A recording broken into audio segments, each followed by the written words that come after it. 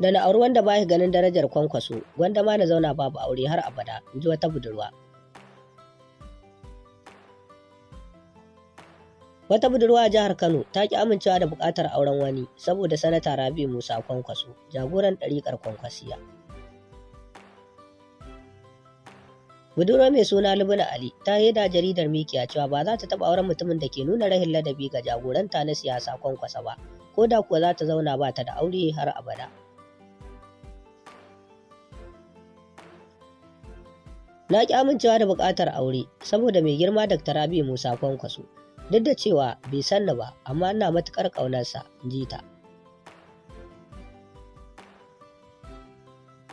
A cewar Lubna, Kwankwaso ya wuce matsayin ɗan siyasa, ina kallonsa a matsayin shugaba, uba kuma jagora.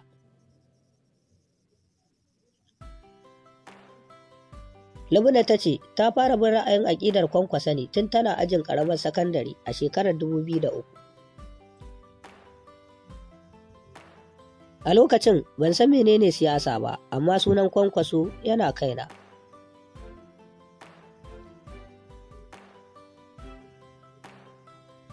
Zan iya tuna motata ta farko ja ce, da hoton Kwankwasa gaba ɗaya a jikinta, cewar wannan matahiya.